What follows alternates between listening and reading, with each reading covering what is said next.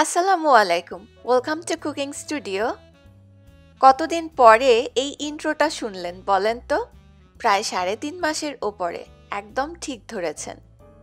এতদিন ভিডিওই দেয়া হচ্ছিল না, আর এখন থেকে চেষ্টা করব সব সময় আপনাদের সাথে রান্নার ভিডিওগুলো শেয়ার করতে। আর সেই কারণে ভাবলাম এতদিন পর যেহেতু ভিডিও শেয়ার করব, একটু মিষ্টি কিছু দিয়ে শুরু করি। আজকে তৈরি করে দেখাবো 10 মিনিটে তৈরি করে নেওয়া যায় সেরকম একটি গাজর সুজির হালুয়া। হালুয়া তৈরি করার জন্য খুব সহজ কিছু উপকরণ লাগবে। এর জন্য অবশ্যই লাগবে সুজি, যেহেতু সুজির হালুয়া, সুজি ছাড়া তো চলবেই না। সুজিটা আপনারা চাইলে মিহি কিংবা একটু দানাদার সুজি ব্যবহার করতে পারেন। সেই সাথে লাগবে গাজর, এটা আমি গ্রেটার দিয়ে গ্রেট করে নিয়েছি। আর এখানে আধা কাপ আছে।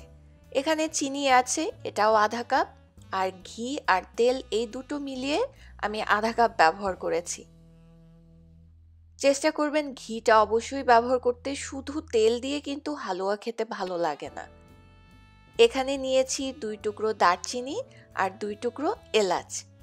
এখন এগুলোকে ভেজে নিচ্ছি। আপনারা নিশ্চয়ই খেয়াল করেছেন এই রেসিপিতে সব উপকরণগুলোই কিন্তু মোটামুটি আধা কাপ। এবার আমি একে একে দিয়েছি গাজর কুচি আর সেই সাথে দিয়েছি সুজি। এখন চুলার আঁচটাকে একটু কমিয়ে দিব আর অনবরত নেড়েচেড়ে ভেজে নিব। খেয়াল রাখতে হবে সুজিটা যেন কোনোভাবে পুড়ে না যায়। আর গাজরও কিন্তু চটজলদি সিদ্ধ হয়ে যায়, তাই গাজর কাঁচা থাকবে এটা কিন্তু টেনশন করবেন না। ঠিক কিছুক্ষণ ভাজার পরে যখন এরকম দানাগুলো দেখা যাবে আর সুন্দর একটা ঘ্রাণ বের হবে, তখন দিয়ে দিতে হবে পানি। পানির পরিমাণটা আপনি যতটুকু সুজি নেবেন তার থেকে 2 গুণ বেশি হবে। আমি এখানে আধা কাপ সুজি নিয়েছি, তাই পানি নিয়েছি আমি 1.5 কাপ, কারণ আমি একটু নরম হালুয়া তৈরি করব। আপনারা যদি শক্ত হালুয়া খেতে চান সেই ক্ষেত্রে কিন্তু পানিটা দিতে হবে 1 কাপ। এবার দিলাম চিনি এবং 1 চিমটি লবণ। এখন এই সব কিছুকে একত্রে নেড়ে চেড়ে জাল করতে হবে।